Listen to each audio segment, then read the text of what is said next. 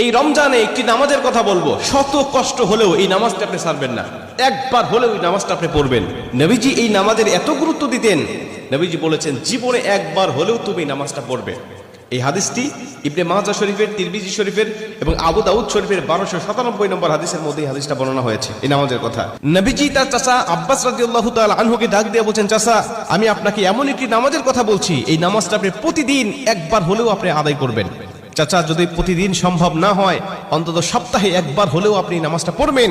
যদি সপ্তাহেও সম্ভব না হয়, তাহলে আপনি মাসে অন্তত একবার এই নামাজটা আদায় করবেন।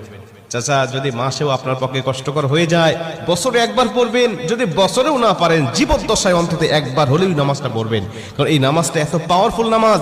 এই নামাজটা আদায় করার কারণে আপনার প্রকাশ্যে অপ্রকাশ্যে যত গুনাহ করেছেন, আপনার ইচ্ছায় অনিচ্ছায় যত গুনাহ করেছেন, আপনার অতীত জীবনে যত গুনাহ করেছেন, সব গুনাহ আল্লাহ আপনাকে ক্ষমা করে দেবে। চাচা এই নামাজটার নিয়মটা একটু ব্যতিক্রম। এই নামাজটাকে বলা হয় সালাতুত তাসবিহ। এই নামাজের মধ্যে অতিরিক্ত কিছু তাসবিহ পাঠ করতে হয়। সুবহানাল্লাহ, আলহামদুলিল্লাহ, লা ইলাহা ইল্লাল্লাহ, আল্লাহু আকবার, এই চারটা তাসবিহ একত্রিত করে সুবহানাল্লাহি ওয়াল হামদুলিল্লাহি ওয়া লা ইলাহা ইল্লাল্লাহ আল্লাহু আকবার, এই তাসবিহগুলো, এই বাক্যগুলো এখানে পাঠ করতে হয়। 4 রাকাত বিশিষ্ট এই নামাজ সালাতুত তাসবিহ 4 রাকাত পড়তে হয় এক নিয়তে।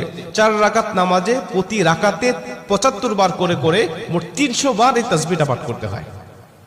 সুবহানাল্লাহি ওয়াল হামদুলিল্লাহি ওয়া লা ইলাহা ইল্লাল্লাহু আল্লাহু আকবার, এই তাসবিহটা, এই দোয়াটা 75 বার করে করে প্রতি 4 রাকাতে মোট 300 বার করে আপনি পাঠ করবেন। কি নিয়মে পাঠ করবেন আমি আপনাকে নিয়মটা শেখাচ্ছি।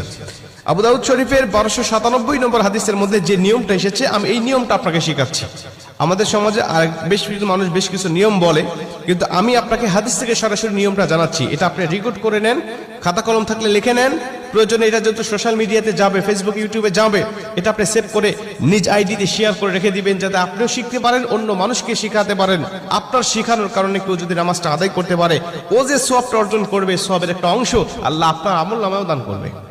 এজন্য এগুলো মানুষের কাছে ছড়িয়ে দিবেন যত সম্ভব হয়। আপনি প্রথমে যখন নামাজটা শুরু করবেন, নিয়ত করবেন নফল নামাজের নিয়ত করে অন্যান্য নামাজে যেভাবে সানা পাঠ করি আপনি সেভাবে সানা পড়বেন। অন্যান্য নামাজে যেভাবে সূরা ফাতিহা পড়ি ওভাবে সূরা ফাতিহা পড়বেন। অন্যান্য নামাজে সূরা ফাতিহার পরে যেভাবে সূরা মিলান ওইভাবে সূরা মিলাবেন। সূরা মিলানোর পরে রুকুতে যাবার আগে দাঁড়ানো অবস্থায় আপনি 15 বার এই তাসবিহটা পাঠ করবেন। সুবহানাল্লাহি ওয়াল হামদুলিল্লাহ।